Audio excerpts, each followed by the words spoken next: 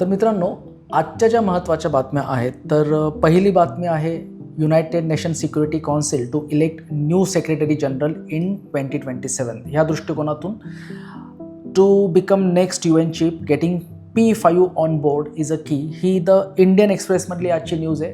GS paper two international रिलेशनच्या दृष्टिकोनातून अतिशय महत्त्वाची ही न्यूज असणार आहे. ज्यावेळेस आपण कुठल्याही न्यूज बघत असतो तर त्यावेळेस एक गोष्ट लक्षात घ्या, त्या न्यूजच्या अनुषंगाने त्याच्याशी निगडित इतर बाबीसुद्धा ह्या बघितल्या गेल्या पाहिजे, ज्याच्यावर प्रश्न विचारले जाऊ शकतात. जसं की P5 ब्लॉकमध्ये नेमके कोणते देश येतात, किंवा युनायटेड नेशन सिक्युरिटी काउन्सिलसाठी भारताचे प्रयत्न का चालू आहेत परमनंट मेंबरशिपसाठी, आणि आत्तापर्यंत नॉन परमनंट मेंबरशिप ही भारताला किती वेळा भेटलेली आहे.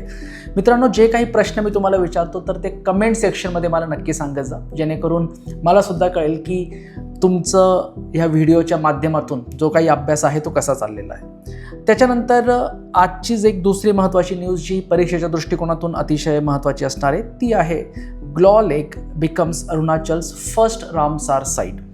GS पेपर 3 एन्व्हायरमेंटच्या दृष्टिकोनातून ही अतिशय महत्त्वाची न्यूज आहे.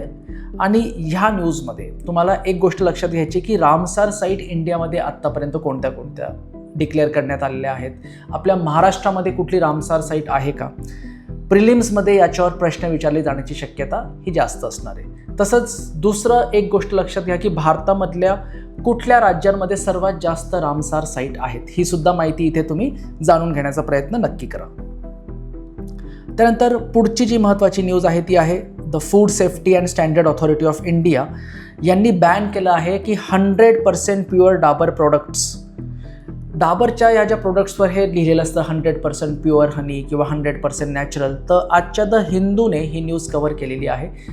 आता आपल्या महाराष्ट्रामध्ये जे काही सध्या इनिशिएटिव्ह सुरू आहेत फूड सेफ्टीच्या माध्यमातून तुम्ही रोज त्याच्याबद्दल न्यूज बघतच असणार आहेत. त्यानंतर मुंबई हायकोर्टाने सुद्धा त्या संदर्भात काही आदेश हे दिले होते आणि त्या अनुषंगाने मुंबई हायकोर्टाच्याच कॅन्टीनचं इथे ऑडिट करण्यात आलं. तर तसं हे FSSAIने का हा इनिशिएटिव्ह घेतला आणि याचं प्री पर्स्पेक्टिव्हने तर हे महत्त्वाचं आहेच, तसंच इथिक्समध्ये सुद्धा याचा केस स्टडी तुम्ही इथे वापरू शकता. ही न्यूज कव्हर केली आहे द हिंदूने.